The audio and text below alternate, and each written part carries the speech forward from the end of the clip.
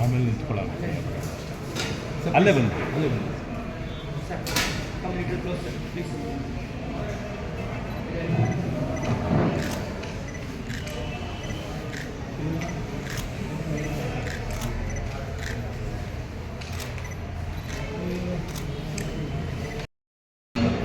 also to spread the message.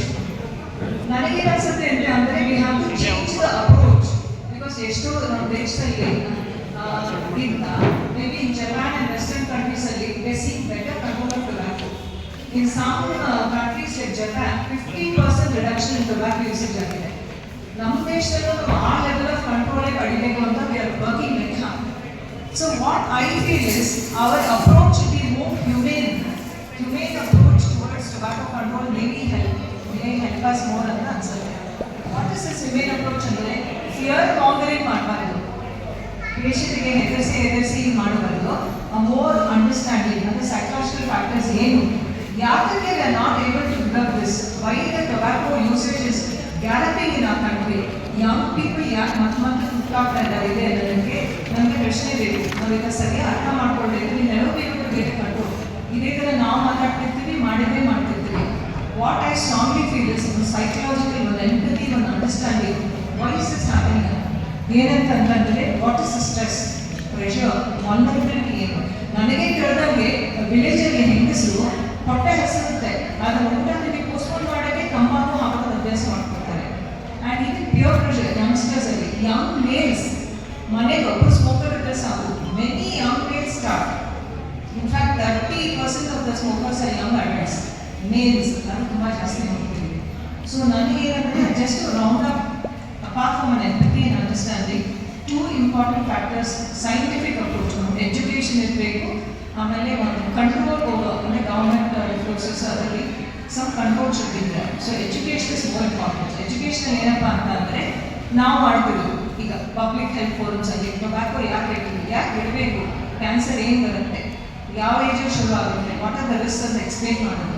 And one more thing is education level. What I want is anti addiction ಮೆಷರ್ಸ್ನ with your help THC level ಇದು problems ಅಲ್ಲಿಂದ village ಲೆವೆಲಲ್ಲಿ, rural ಏರಿಯಲ್ಲಿ ಅರಿವು ಮೂಡಿಸ್ಬೇಕು ಅಂದರೆ general public ಈ ಥರ ಹೇಳ್ಕೊಡೋದು, ಪ್ರಿವೆನ್ಷನ್ ಏನು ಮಾಡೋದು ಹೇಳೋದು, ಟೊಬ್ಯಾಕೋ ಸೈಡ್ ಎಫೆಕ್ಟ್ಸ್ ಹೇಳ್ಕೊಡೋದು, ಸ್ಕೂಲ್ ಮಕ್ಕಳಿಗೆ ಹೈಸ್ಕೂಲು PU ಕಾಲೇಜು ಆ ಲೆವೆಲಲ್ಲೇ ಅವ್ನು ಹಿಡಿಬೇಕು. ಯಾಕಂದ್ರೆ ಶುರು ಆಗುತ್ತೆ ಅವಾಗ ಎಲ್ಲರೂ ಮಾಡ್ತೀವಿ.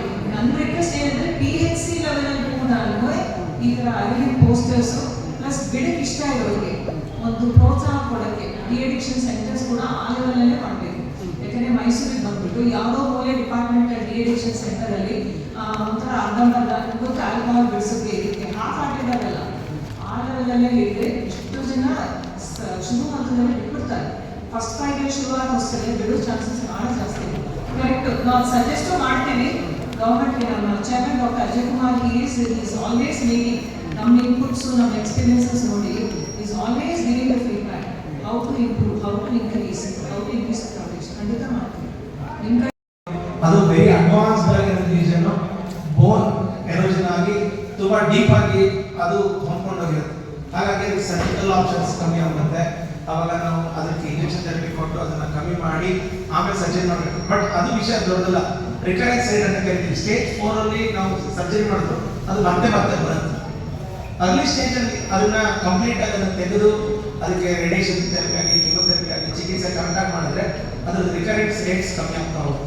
ಸೊ ಅರ್ಲಿ ಸ್ಟೇಜ್ ಪಿಕಪ್ ಮಾಡೋಂಥದ್ದು ಒಂದು ತುಂಬ ಇಂಪಾರ್ಟೆಂಟ್ ವಿಷಯ. ಹೇಗೆ ಈಗ ಇವತ್ತಿನ ಒಂದು ಥೀಮ್ ಏನು ಅಂದರೆ 2 ಮಿನಿಟ್ ಆ್ಯಕ್ಷನ್ ಪ್ಲ್ಯಾನ್. ಅಂದರೆ ಒಬ್ಬ ಮನುಷ್ಯ 2 ನಿಮಿಷ ಅವನು ಈಗ ಯಾರು ತಂಬಾಕು ಸೇವನೆ ಮಾಡ್ತಾರೆ, ಫಾರ್ ಎಕ್ಸಾಂಪಲ್ ಸ್ಮೋಕರ್ಸ್ ಆಗ್ಬೋದು, ಇಲ್ಲ ತಂಬಾಕು ಚೀವ್ ಮಾಡೋದು, ಪಾನ್ ಗುಟ್ಕಾ ಎಲ್ಲ ಹಾಕ್ತಾರೆ. ಇವ್ರಿಗೆ ಎಜುಕೇಷನ್ ಯಾವ ಥರ ಮೂಡಿಸ್ಬೋದು ನಾವು ಅಂದರೆ ಅವರು ಪ್ರತಿ ತಿಂಗಳು ಮಿರರ್ ಮುಂದೆ 2 ನಿಮಿಷ ಅವ್ರ ಬಾಯಿನ ತೆಗೆದು ಅವ್ರಿಗೆ ಏನಾದರೂ ರೆಡ್ ಪ್ಯಾಚ್ ಅಥವಾ ವೈಟ್ ಪ್ಯಾಚ್ ಅಂದರೆ ಬಿಳಿ ಅಥವಾ ಕೆಂಪು ಪ್ಯಾಚ್, ಇದು ಅರ್ಲಿ ಸೈನ್ಸ್ ಅಂತ ಕರಿತೀವಿ ನಾವು ಈ ಓರಲ್ ಕ್ಯಾನ್ಸರ್. ಅದನ್ನು ನೋಡ್ಕೊಳ್ಳೋದು.